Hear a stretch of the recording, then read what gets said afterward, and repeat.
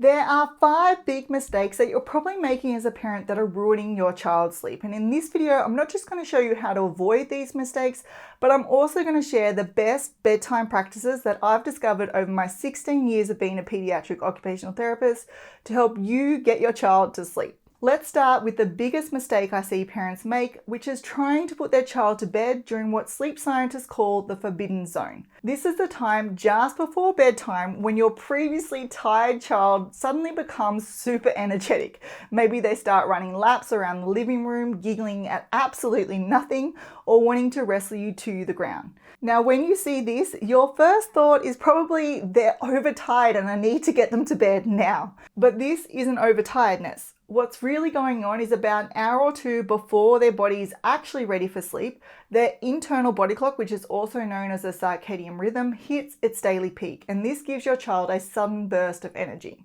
It's like their brain suddenly shouts, "Wake up!"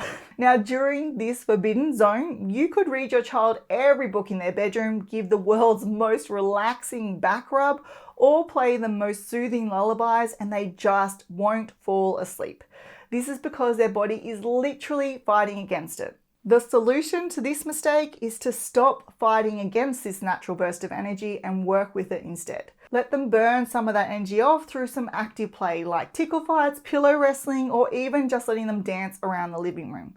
Then, once that forbidden zone passes and your child is genuinely ready for sleep, start their bedtime routine and lay them down for bed. Now, getting your child's bedtime right will make it easier for them to fall asleep unless you're making this next mistake that most parents do without even realizing it.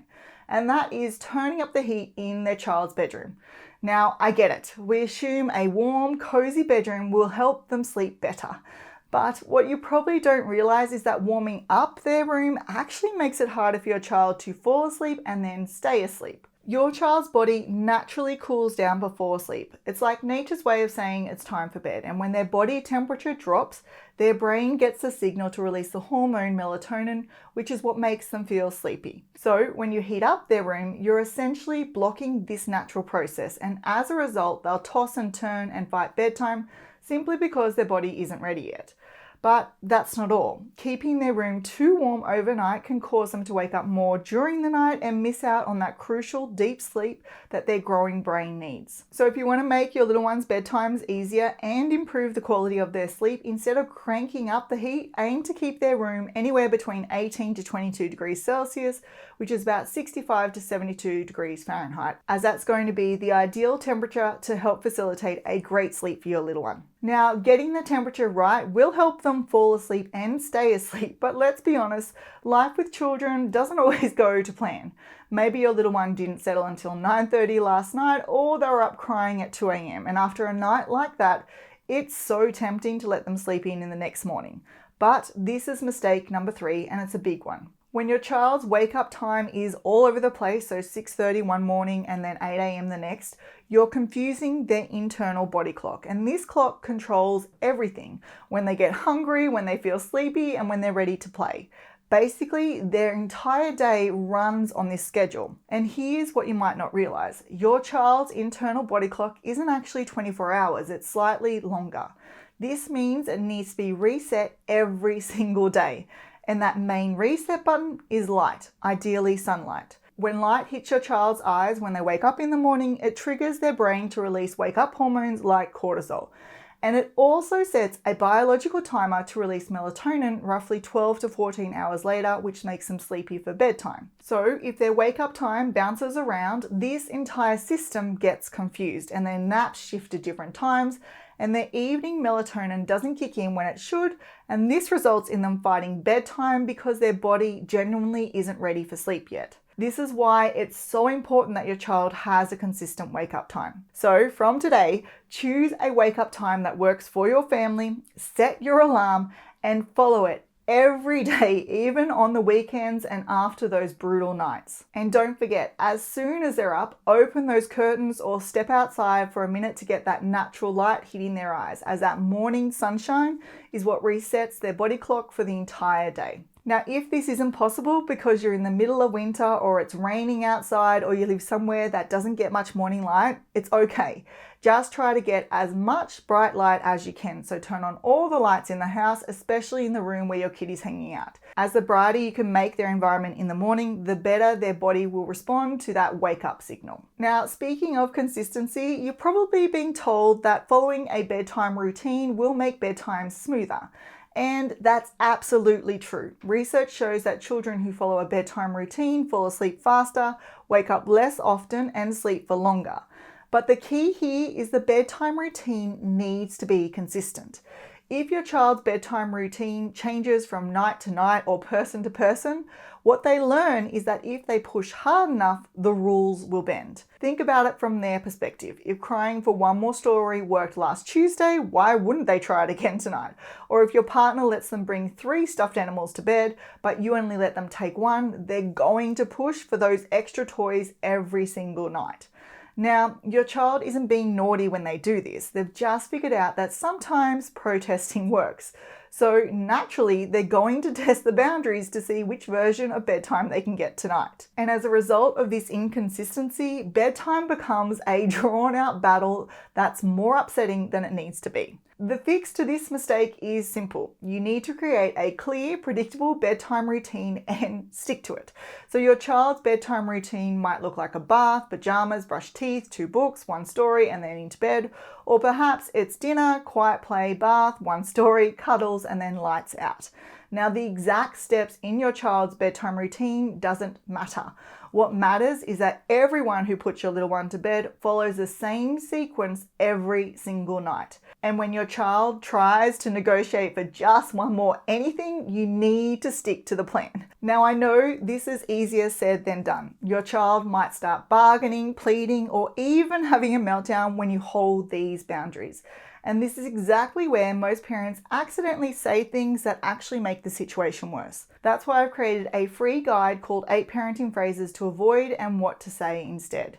Because the words we use during these challenging bedtime moments can either escalate the situation or help our children feel heard while still maintaining those important boundaries. For example, instead of saying "because I said so" when they ask for 1 more story, or "you're okay" when they're genuinely upset about bedtime ending, there are much more effective phrases that acknowledge their feelings while still keeping bedtime on track. You can grab this free guide in the description below and it'll give you the exact script to use during those tricky bedtime negotiations. Now, speaking of things that can derail bedtime, this next mistake completely caught me off guard with my own daughter. For the first 2 years of her life, bedtime was easy. I'd put her in her sleeping bag, close the blinds, turn on the white noise machine, sing her Twinkle Twinkle Little Star, and then I'd lay her in her crib, walk out and close the door behind me.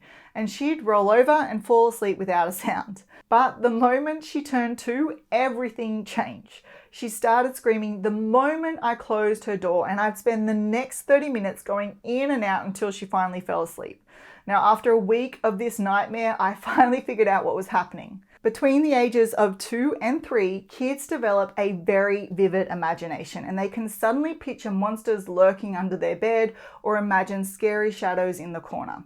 So for my daughter, her pitch black bedroom that once felt safe and cozy had suddenly become a terrifying place, and she was screaming out because she was scared. Now, the obvious solution to this mistake is a nightlight, but here's where most parents can accidentally create a new problem. Too much light suppresses melatonin production, and this makes it harder for our little ones to fall asleep and can often cause those dreaded early morning wake-ups. So the trick is finding that sweet spot, which is enough light to banish the monsters, but not so much that it actually sabotages their sleep. And here's exactly how you do it.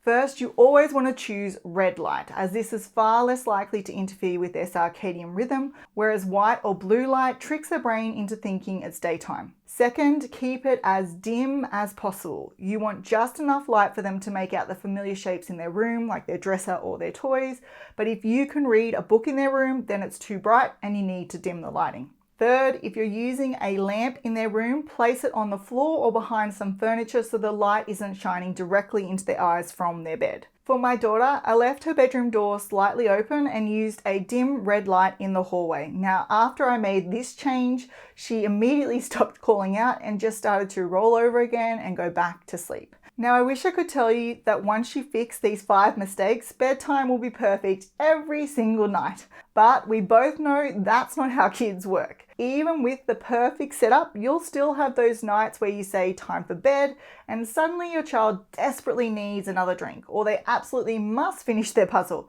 Or like my daughter, they just make a run for it. And that's completely normal.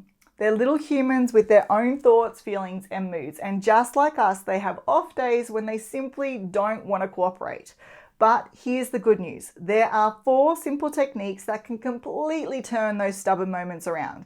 And in this video, I break down exactly what they are and how to use them to get your little one on board, even on their most resistant days. So if you're tired of chasing your child around the house at bedtime or dealing with the "but I don't want to" protest, definitely check it out.